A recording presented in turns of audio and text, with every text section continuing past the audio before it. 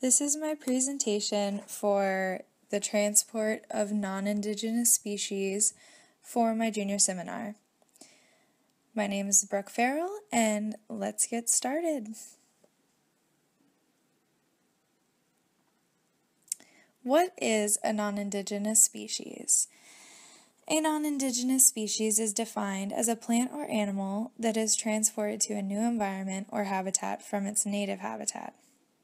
Pretty much what we're trying to get at is that it's a plant or animal brought from another region, country, or continent to another place and placed into that new area. Some of these non-indigenous species can be invasive, which is defined as a non-native species that can be harmful to the surrounding environment and endanger the native species. Here we see me backpacking into the woods, looking for some invasive species here in our own backyard. And I found these ivy that were just everywhere in this certain part of the area that I was hiking through. And I found on the website for the non-indigenous species in Virginia a type of English ivy, but it wasn't possible for me to identify this as that, but I thought it would be interesting to show you how it's kind of taken over the ground in all of these trees. So there we go. Also, when I was walking through the same area, these lovely green trees that you're seeing right now are actually bamboo plants, and this is actually right here in Newport News. So I figured that you guys would know these are non-native.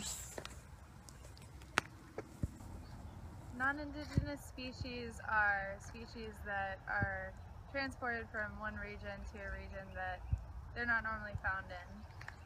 This is a very good example of some bamboo that's found here locally in Newport News that obviously would not normally be grown here. And if you look over here, you can see that it's grown into someone's yard. I don't know if this initially was something that they were growing themselves that just got out of hand, or if it was something that migrated into their yard. But this is a good example of invasive species as well, where it probably was planted or found its way over here and it's kind of taken over this entire area. So yeah. How do these plants and animals get to these new habitats? Well, one of the major ways that we see are through our waterways, also by the buying and selling of exotic plants and animals, aquaculture escapes, aquaria releases, vehicular transportation, intentional dispersion, and recreational sports equipment like diving gear and others. We'll go more in depth with that right now. One of the major ways that these non-indigenous species are transported is through ballast water, because 95% of the foreign goods transported through the U.S. is through its ports and waterways. So a lot of it can just be transported through the goods, as well as the boat holes. The underneath of the boat can trap contaminants and organisms that are native to one spot, and then they travel all the way back over here carrying those same organisms and bacteria into our waterways, where the animals and the natural balance of that environment doesn't normally have to accommodate those bacteria, and they might not know how to adapt, which could be drastic to that environment.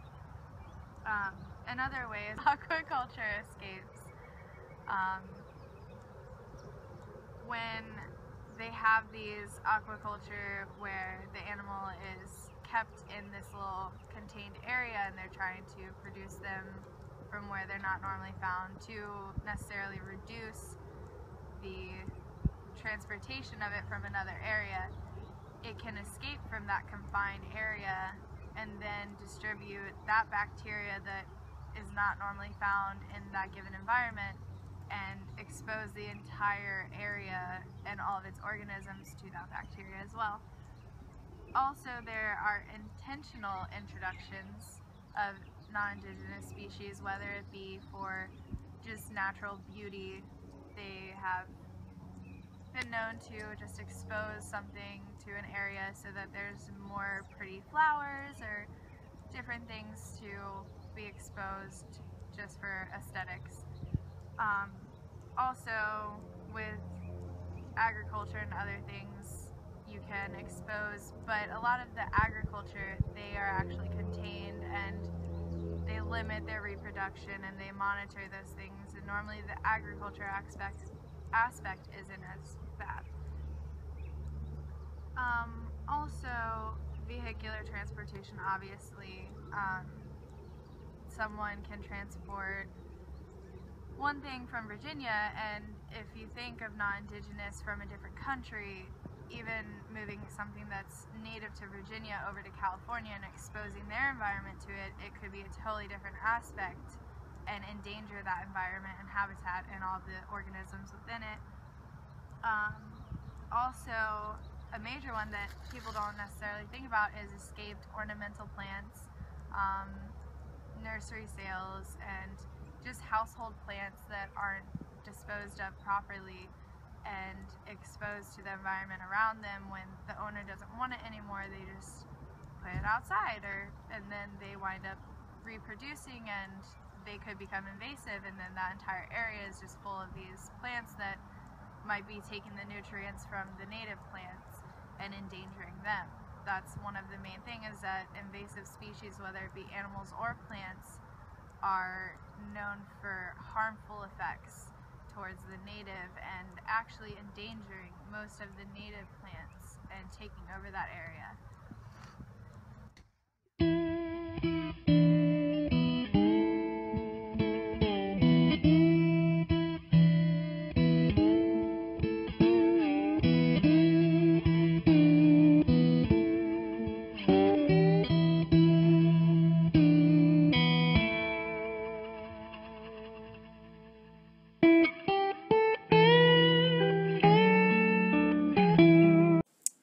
What are some of the effects of the transport and placement of these non-indigenous species?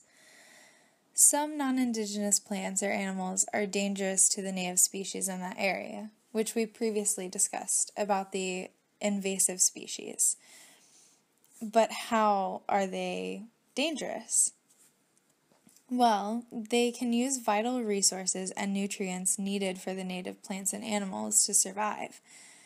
So this could prevent them from even living, thus endangering the native species. And if it's not kept under control, the native species can completely become extinct and taken over by the new invasive species. These are just a few ways that you can prevent any further spreading of these non-indigenous species. One would simply just be to clean your diving gear, or like recreational equipment. Also to clean the boat holes and test for bacteria, pathogens, or organisms, as well as disposing of store-bought exotic plants and animals properly. But we'll go more in depth with that right now. The transport of these non-indigenous species should be monitored and regulated. This would be a lot more complicated if you're looking at the indirect transportation from things that you're not doing directly. But if you're looking at the other aspects, it would be very simple to just plant some native plants in your home garden and removing the invasive species that are present there, as well as you could educate yourself and others on how to identify these invasive species while also identifying how to remove them from that area, or who you should talk to identify them or remove them.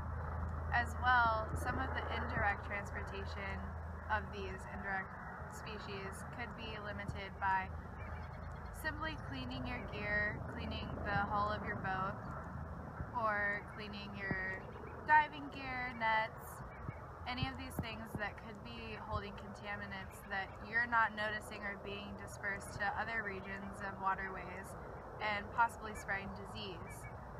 Also, some of the aquaculture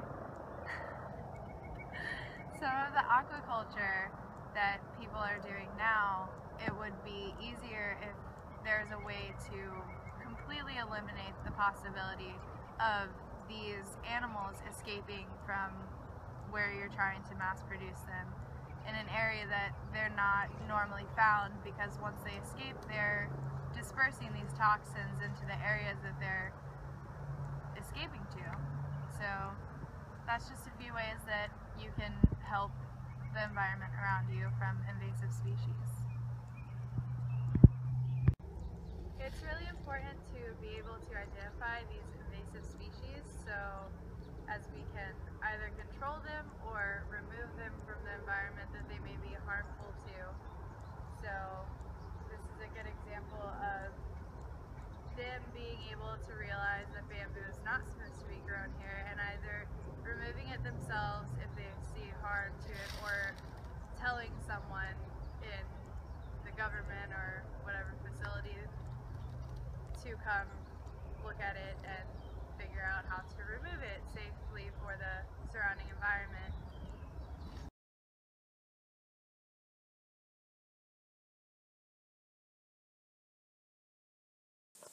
Well, that is all for you guys, and I hope you liked my presentation.